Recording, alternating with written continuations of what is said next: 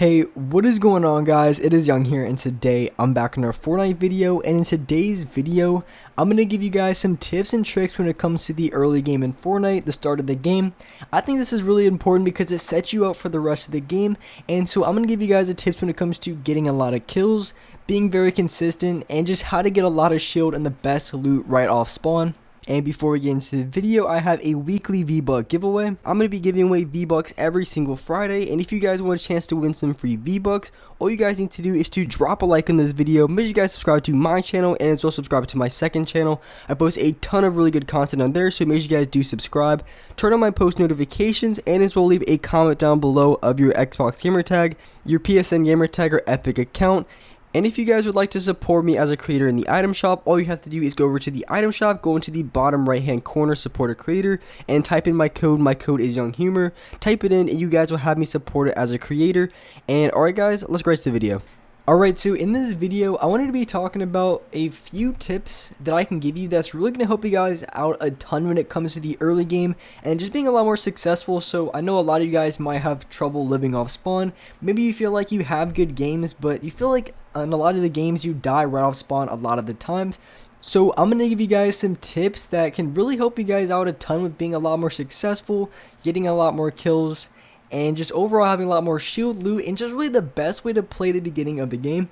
So starting out, if you want to be able to get more kills at the start of the game, there really isn't just a one size fit all. The best thing you can do is just go to the first drop off the bus. That's really the best tip I can give you guys if you guys want to get a lot more kills at the beginning of the game. There really isn't like a perfect location to land at. It used to be Tilted Towers, you go there, get a lot of kills, but that just seems not to be the case anymore. Not a lot of people are going to be landing there game after game. So first drop off the bus for sure.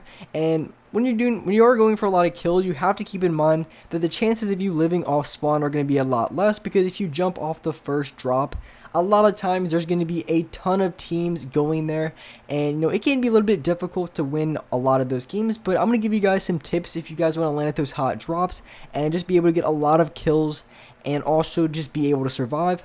So when it comes to choosing a place to land, there's actually 3 things that I consider when I go to land at a location.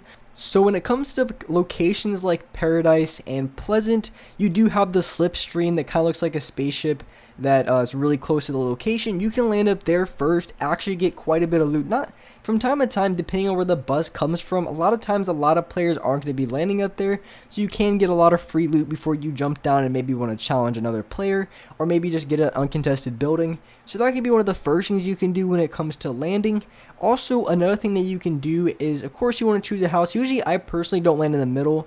In this game, I actually did, but a lot of the games I land at, like the side houses. I usually don't go to the motel, the hotel right in front of me. Just the reason being that really people can land anywhere. People can land at the bottom, in the middle, and if you only land on top, you open the chest and you only get like a sniper rifle or grenade launcher, which more times than not that ends up happening. You're just going to end up not being able to win that gunfight and probably losing the game just because you get super unlucky out of that chest spawn. So if you want to land at a building, I always try to recommend landing at an uncontested place, trying to get the loot from it. But say if you land at a building that's contested, the best place to go is, I wouldn't land at the top of the building. If you're landing in like Salty Springs, I would go in the front door, because a lot of times you're going to find a bunch of SMGs and shotguns at the bottom. But if you are just landing by yourself and there's no one contesting the building, I would always recommend landing on top. And just for the reason being, when you land up top, a lot of times when you open the chest, you're going to find shield. And it just really is the best thing to do, is really not to go in the bottom of the house, get a bunch of weapons, and then someone like 10 seconds later lands on top, gets the chest, and steals the minis or steals the shields from up top. I've had that happen a lot. It's super annoying. So if the building's uncontested, I always land on top, grab the chest, and a lot of times I end up getting shield from it.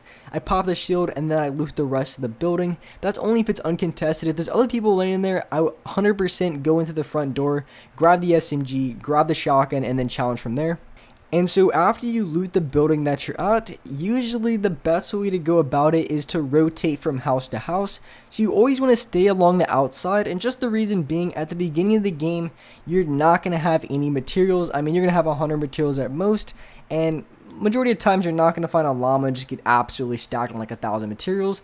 So more than likely, you're only going to have 100, 150, maybe 200 if you loot up just a little bit in your building.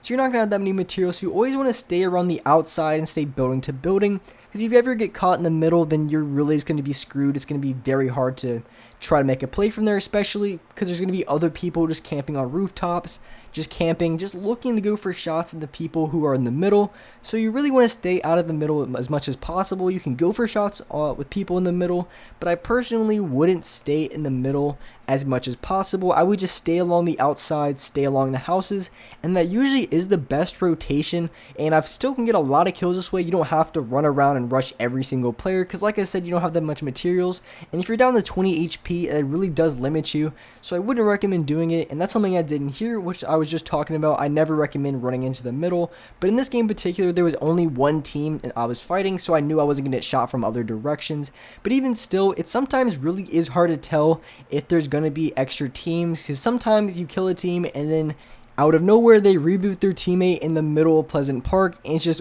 out of nowhere, you had no idea, and then you have another team that you have to fight, and they could really cost you if the gunfight's really drug out, and you have like 3 teams shooting at you at once. So I'd never ever recommend jumping into the middle unless it's the absolute last team and you know it for sure.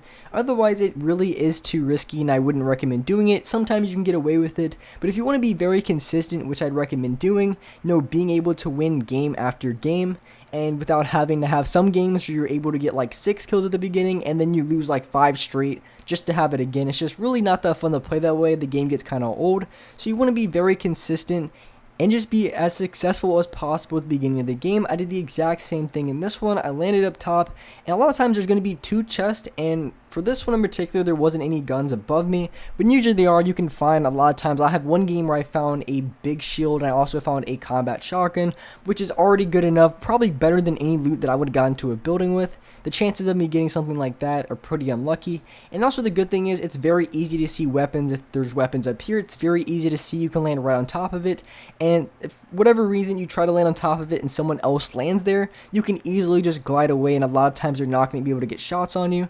So that's just one really good thing you can do that's also very smart.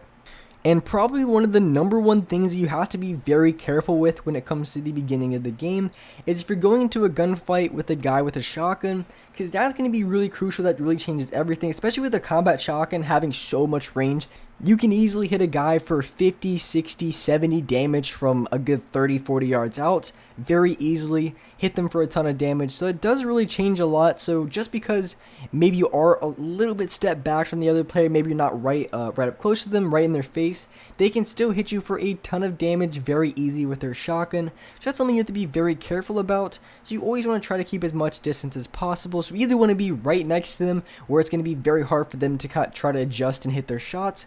So you either right next to them, like I said, or you want to be at such a distance where the combat shotgun's hitting for like 10 damage, 15 damage at most, because otherwise it can be pretty risky, because when people have shotguns at the beginning of the game and you don't, that really does set you up for a huge disadvantage, especially if you have like, even if you do have a shotgun, even if you have a tac, if you're going against someone who has the new tac or has a new combat shotgun, they're just going to have such an advantage in that gunfight where pretty much the chances of you winning are really low. Unless you get the first shot, then you can have the advantage. Sometimes you do get sucked into gunfights where you have to challenge. You always want to try to get that first shot as much as possible, especially if you are at a disadvantage. Maybe you don't have shield, maybe you don't have a shotgun. Because I think one of the most important things in this game is if you can get a combat shotgun in the beginning, you can easily wipe out the entire place, just because the combat shotgun is one of those weapons that has range. The ammo on it's pretty good. You could easily have like 15 shots because you get the 10 shots in the clip, and then you have at least 3 to 5 extra. So you have enough ammo in it. It does a ton of damage. I mean, you can hit a guy from 100 damage in the head with a headshot from a good amount of range away. So there's a lot of things you can do with that weapon. So if you are able to find it, so maybe if you're landing and you see a combat shotgun at a building, no matter what, I'd always try to land on it, because if you have that weapon, that is just like the best weapon you can have at the start of the game. I'd say it's better than a SCAR, any sort of SMG, just because it's just such a good weapon at close range that you really just have such an advantage. That's probably one of the #1 things you can do, is just try to land on a combat shotgun if possible. And if not, I always try to land on some sort of shield, but you do have to be careful if you try to land on shield and then there's on the other side of the building, there's maybe an SMG and someone lands on that SMG, you can get screwed over because you did pick up the shield. It's very good that you picked up the shield, but the other player still has the gun, so it can be kind of bad if there's no extra weapons. So that's just something you have to be careful about. And with that being said, that's a wrap up for this video. If you guys enjoyed this video, if you guys liked it, make sure you guys do drop a like, subscribe to the channel if you haven't already, turn on my notifications so you guys can get notified for every single new video. And alright guys, I'll see you next video.